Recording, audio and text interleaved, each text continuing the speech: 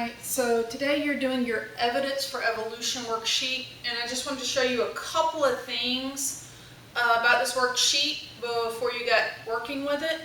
One is that you have all these different places where you have to define terms. Like this one says define homologous structures. Now, these definitions are not written out word for word in the packet.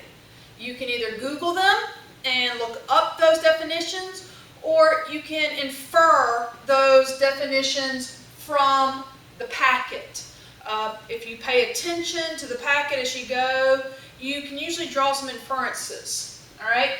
The next thing is on this chart here, when it says function of structure, it literally means what does the animal or organism do with that structure. So a human, you're talking about the human's arm.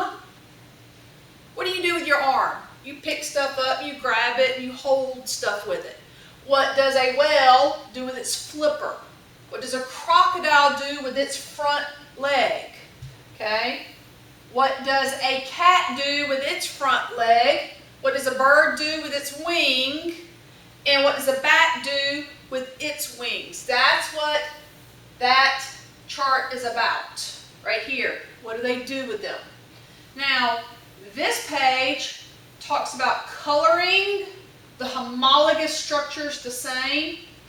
And so what you're going to do is you're going to pick a color for the human humerus and a different color for the radius and ulna and a different color for the carpals, and you're going to choose a different color for each. And then in each of the other organisms, you need to do them the same color. So for example, here's my human arm. I used blue for the humerus, purple for the ulna, brown for the radius, pink for the carpals, green for the metacarpals, and red for the phalanges.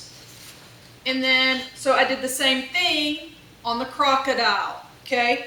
The blue, the purple, the brown, the pink, the green, the red. And what you're doing is looking at how you have similar bones in each forelimb, even though the bones look very different and the use of those bones is very different. All right. Then when you move to analogous structures, again, define, Google, or infer. You have a bird, a butterfly. Y'all, butterflies are insects. Insects do not have bones. Birds are vertebrates. They do. Okay? And again, functions is what they do with them. Then ask some questions. Vestigial structure, again, that's an inference or a Google it. Look at the different organisms. A cave fish literally lives deep underground in very dark caves. And then a regular minnow. Then the questions about them.